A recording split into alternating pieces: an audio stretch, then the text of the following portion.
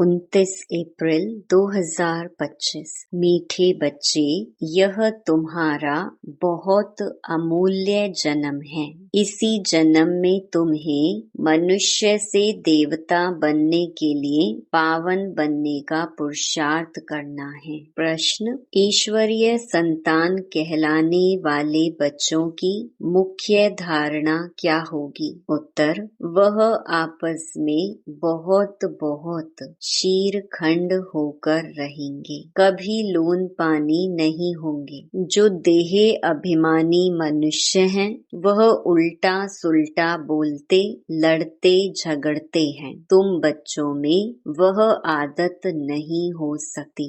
यहाँ तुम्हें दैवी गुण धारण करने हैं, कर्मातीत अवस्था को पाना है। ओम शांति। पहले पहले बाप बच्चों को कहते हैं, देही अभिमानी भव, अपने को आत्मा समझो। गीता आदि में भल क्या भी है, परंतु वह सभी हैं भक्ति मार्ग के शास्त्र। बाप कहते हैं, मैं ज्ञान का सागर हूँ, तुम बच्चों को ज्ञान सुनाता हूँ। कौन सा ज्ञान सुनाते हैं? सृष्टि के अथवा ड्रामा के आदि मध्य अंत का नॉलेज सुनाते हैं। यह है पढ़ाई। हिस्ट्री और ज्योग्राफी है ना। भक्ति मार्ग में कोई हिस्ट्री ज्योग्राफी नहीं पढ़ते, नाम भी नहीं लेंगे। साधु संत आदि बैठ शास्त्र पढ़ते हैं। यह बाप तो कोई शास्त्र पढ़कर नहीं सुनाते, तुमको इस पढ़ाई से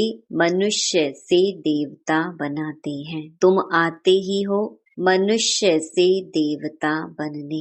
है वह भी मनुष्य, यह भी मनुष्य, परंतु यह बाप को बुलाते हैं कि हे पतित पावन आओ। यह तो जानते हो देवताएं पावन हैं, बाकी तो सभी अपवित्र मनुष्य हैं। वह देवताओं को नमन करते हैं, उनको पावन, अपने को पतित समझते हैं। परंतु देवताएं पावन कैसे बने, किसने बनाया, यह कोई मनुष्य मात्र नहीं जानते।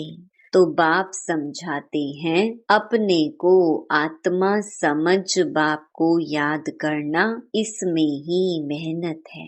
देह अभिमान नहीं होना चाहिए। आत्मा अविनाशी है, संस्कार भी आत्मा में रहते हैं। आत्मा ही अच्छे व बुरे संस्कार ले जाती है। इसीलिए अब बाप कहते हैं, देही अभिमानी बनो। अपनी आत्मा को भी कोई जानते नहीं है। जब रावण राज्य शुरू होता है तो अंधियारा मार्ग शुरू होता है। देह अभिमानी बन जाते हैं। बाप बैठ समझाते हैं कि तुम बच्चे यहाँ किसके पास आए हो? इनके पास नहीं, मैंने इनमें प्रवेश किया है। इनके बहुत जन्मों के अंत का यह पतित जन्म है। बहुत जन्म कौन से, वह भी बताया। आधा कल्प है पवित्र जन्म, आधा कल्प है पतित जन्म, तो यह भी पतित हो गया। ब्रह्मा अपने को देवता व ईश्वर नहीं कहता। मनुष्य समझते हैं प्रजापिता ब्रह्मा देवता था, तब कहते हैं ब्रह्मा देवताय नमः। बाप समझाते हैं, ब्रह्मा जो पतित था, बहुत जन्मों के अंत में वह फिर पावन बन देवता बनते हैं। तुम हो बीके, तुम भी ब्राह्मण, यह ब्रह्मा भी ब्राह्मण। इनको देवता कौन कहता है? ब्रह्मा को ब्राह्मण कहा जाता है, ना कि देवता। यह जब पवित्र बनते हैं तो भी ब्रह्मा को देवता नहीं कहेंगे। जब तक विष्णु लक्ष्मी नारायण ना बने तब तक देवता नहीं कहेंगे। तुम ब्राह्मण ब्राह्मणिया हो। तुमको पहले पहले शूद्र से ब्राह्मण, ब्राह्मण से देवता देवता बनाता हूँ। यह तुम्हारा अमूल्य हीरे जैसा जन्म कहा जाता है। भल कर्म भोग तो होता ही है। तो अब बाप कहते हैं, अपने को आत्मा समझ मुझ बाप को याद करते रहो। यह प्रैक्टिस होगी तब ही विकर्म विनाश होंगे। देहधारी समझा तो विकर्म विनाश नहीं होंगे। आत्मा ब्राह्मण नहीं है, शरीर साथ है, तब ही ब्राह्मण फिर देवता शूद्र आदि बनते हैं। तो अब बाप को याद करने की मेहनत है, सहज योग भी है। बाप कहते हैं सहज ते सहज भी है। कोई कोई को फिर डिफिकल्ट भी बहुत भासता है। घड़ी घड़ी देह अभिमान में आकर बाप को भूल जाते हैं। टाइम तो लगता है ना देही अभिमानी बनने में। ऐसे हो नहीं सकता कि अभी तुम एक रस हो जाओ और बाप की याद स्थायी ठहर जाए। नहीं, कर्मातीत अवस्था को पा लें फिर तो शरीर भी रह न सके। पवित्र आत्मा हल्की हो एकदम शरीर को छोड़ दे। पवित्र आत्मा के साथ अपवित्र शरीर रह न सके। ऐसे नहीं कि यह दादा कोई पार पहुंच गया है। यह भी कहते हैं याद की बड़ी मेहनत है। देह अभिमान में आने से उल्टा सुल्टा बोलना, लड़ना, झगड़ना आदि चलता है। हम सब आत्माएं भाई भाई हैं। फिर आत्मा को कुछ नहीं होगा। देह अभिमान से ही रोला हुआ है। अब तुम बच्चों को देही अभिमानी बनना है। जैसे देवताएं शीर खंड हैं, ऐसे तुम्हें भी आपस में बहुत खीर खंड होकर रहना चाहिए। तुम्हें कभी लोन पानी नहीं होना है। जो देह अभिमानी मनुष्य हैं, वह उल्टा सुल्टा बोलते, लड़ते, झगड़ते हैं। तुम बच्चों में वह आदत नहीं हो सकती। यहाँ तो तुमको देवता बनने के लिए दैवी गुण धारण करने हैं। कर्मातीत अवस्था को पाना है। जानते हो यह शरीर, यह दुनिया पुरानी तमो प्रधान है। पुरानी चीज से, पुराने संबंध से नफरत करनी पड़ती है। देह अभिमान की बातों को छोड़ अपने को आत्मा समझ बाप को याद करना है तो पाप विनाश होंगे। बहुत बच्चे याद में फेल होते हैं, ज्ञान समझाने में बड़े तीखे जाते हैं, परंतु याद की मेहनत बहुत बड़ी है, बड़ा इम्तिहान है। आधा कल्प के पुराने भक्त ही समझ सकते हैं। भक्ति में जो पीछे आए हैं वह इतना समझ नहीं सकेंगे। बाप इस शरीर में आकर कहते हैं, मैं हर 5000 वर्ष बाद आता हूँ। मेरा ड्रामा में पार्ट है और मैं एक ही बार आता हूँ। यह वही संगम युग है। लड़ाई भी सामने खड़ी है। यह ड्रामा है ही 5000 वर्ष का। कलयुग की आयु अभी 40,000 वर्ष और हो तो पता नहीं क्या हो जाए। वह तो कहते हैं भल भगवान भी आ जाए तो भी हम शास्त्रों की राह नहीं छोड़ेंगे। यह भी पता नहीं है कि 40,000 वर्ष बाद कौन सा भगवान आएगा। कोई समझते कृष्ण भगवान आएगा। थोड़ा ही आगे चल तुम्हारा नाम बाला होगा, परंतु वह अवस्था होनी चाहिए। आपस में बहुत बहुत प्रेम होना चाहिए। तुम ईश्वरीय संतान हो ना, तुम खुदाई खिदमतगार गाए हुए हो। कहते हो हम बाबा के मददगार हैं, पतित भारत को पावन बनाने। बाबा कल्प कल्प हम आत्म अभिमानी बन आपकी श्रीमत पर योग बल से अपने विकर्म विनाश करते हैं। योग बल है साइलेंस बल। साइलेंस बल और साइंस बल में रात दिन का फर्क है। आगे चलकर तुमको बहुत साक्षात्कार होते रहेंगे। शुरू में कितने बच्चों ने साक्षात्कार किए, पार्ट बजाए। आज वह है नहीं, माया खा गई। योग में ना रहने से माया खा जाती है, जबकि बच्चे जानते हैं भगवान हमको पढ़ाते हैं तो फिर कायदे सिर पढ़ना चाहिए, नहीं तो बहुत बहुत कम पद पाएंगे, सजाएं भी बहुत खाएंगे। गाते भी है ना, जन्म जन्मांतर का पापी हूँ। वहाँ सतयुग में तो रावण का राज्य ही नहीं तो विकार का नाम भी कैसे हो सकता है। वह है ही संपूर्ण निर्विकारी राज्य, वह राम राज्य, यह है रावण राज्य। इस समय सब तमो प्रधान है। हर एक बच्चे को अपनी स्थिति की जांच करनी चाहिए कि हम बाप की याद में कितना समय रह सकते हैं, दैवी गुण कहाँ तक धारण किए हैं। मुख्य बात अंदर देखना है, हमारे में कोई अवगुण तो नहीं है।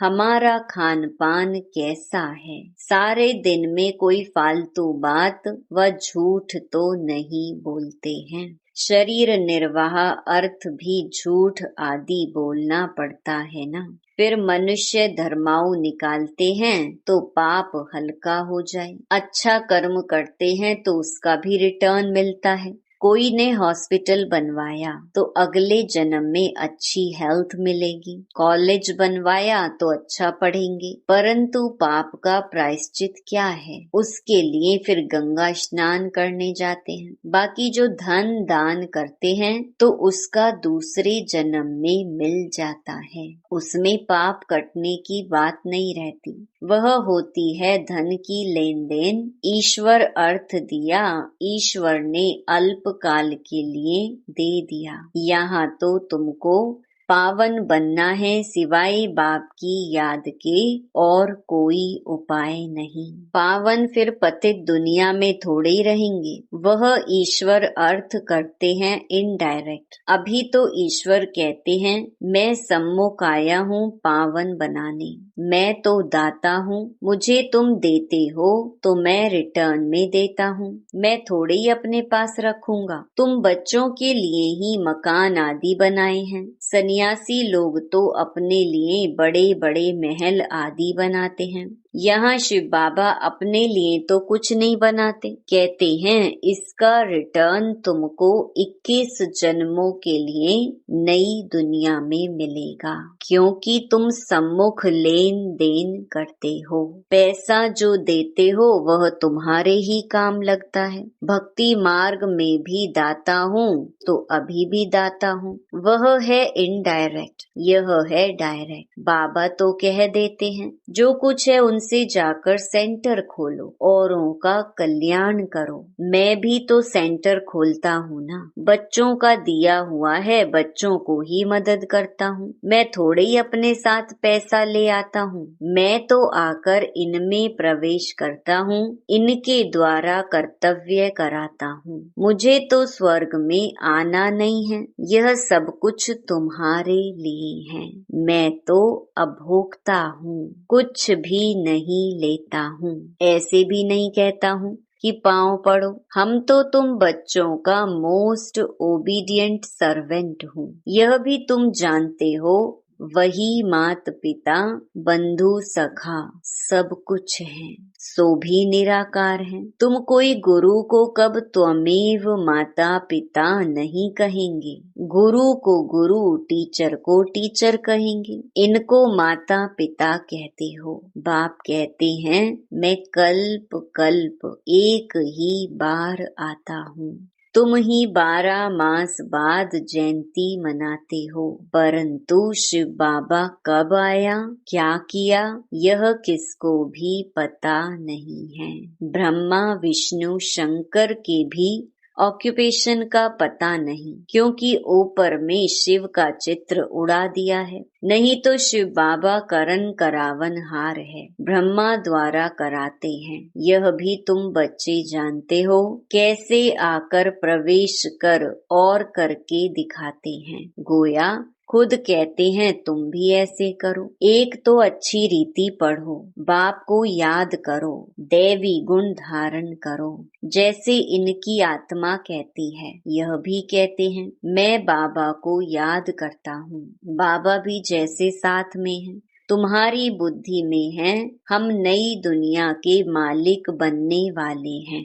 तो चाल चलन, खान पान आदि सब बदलना है, विकारों को छोड़ना है, सुधरना तो है। जैसे जैसे सुधरेंगे फिर शरीर छोड़ेंगे तो ऊंच कुल में जन्म लेंगे। नंबरवार कुल के भी होते हैं, यहाँ भी बहुत अच्छे अच्छे कुल होते हैं। 4-5 भाई सब आपस में इकट्ठे रहते हैं, कोई झगड़ा आदि नहीं होता है। अभी तुम बच्चे जानते हो हम अमर लोक में जाते हैं, जहाँ काल नहीं खाता, डर की कोई बात नहीं। यहाँ तो दिन प्रतिदिन डर बढ़ता जाएगा, बाहर निकल नहीं सकेंगे। यह भी जानते हैं यह पढ़ाई कोटों में कोई ही पढ़ेंगे। कोई तो अच्छी रीति समझते हैं, लिखते भी हैं, बहुत अच्छा है। ऐसे बच्चे भी आएंगे जरूर। राजधानी तो स्थापन होनी है ना, बाकी थोड़ा टाइम बचा है। बाप उन पुरुषार्थी बच्चों की बहुत बहुत महिमा करते हैं जो याद की यात्रा में तीखी दौड़ी लगाने वाले हैं। मुख्य है याद की बात, इससे पुराने हिसाब किताब चुकतू होते हैं। कोई कोई बच्चे बाबा को लिखते हैं, बाबा हम इतने घंटे रोज याद करता हूँ। तो बाबा भी समझते हैं यह बहुत पुरुषार्थी है, पुरुषार्थ तो करना है ना। इसीलिए बाप कहते हैं आपस में कभी भी लड़ना झगड़ना नहीं चाहिए। यह तो जानवरों का काम है, लड़ना झगड़ना यह है देही अभिमान। बाप का नाम बदनाम कर देंगे। बाप के लिए ही कहा जाता है सतगुरु का निंदक ठौर ना पाए। साधुओं ने फिर अपने लिए कह दिया है, तो माताएं उनसे बहुत डरती हैं कि कोई श्राप ना मिल जाए। अभी तुम जानते हो हम मनुष्य से देवता बन रहे हैं, सच्ची सच्ची अमर कथा सुन रहे हैं। कहते हो हम इस पाठशाला में आते हैं श्री लक्ष्मी नारायण का पद पाने लिए, और कहाँ ऐसे कहते नहीं। अभी हम जाते हैं अपने घर, इसमें याद का पुरुषार्थ ही मुख्य है। आधा कल्प याद नहीं किया है, अब एक ही जन्म में याद करना है। यह है मेहनत, याद करना है, दैवी गुण धारण करना है।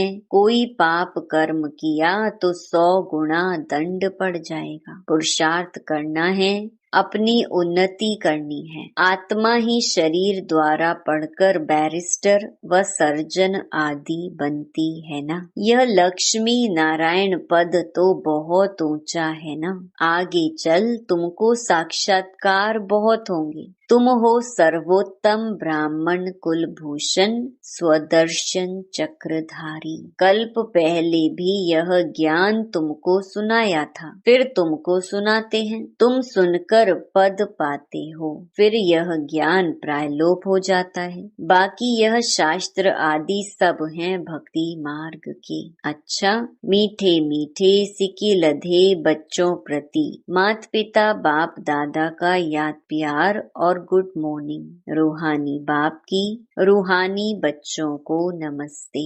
धारणा के लिए मुख्य सार। पहला, अंदर अपनी जांच करनी है, हम बाप की याद में कितना समय रहते हैं, दैवी गुण कहाँ तक धारण किए हैं।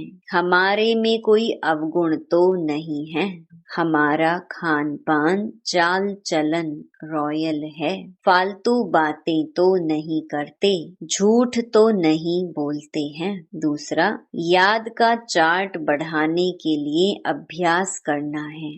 हम सब आत्माएं भाई भाई हैं। देह अभिमान से दूर रहना है, अपनी एकरस स्थिति जमानी है, इसके लिए टाइम देना है। वरदान, पांचों तत्वों और पांचों विकारों को अपना सेवाधारी बनाने वाले मायाजीत स्वराज्य अधिकारी भव।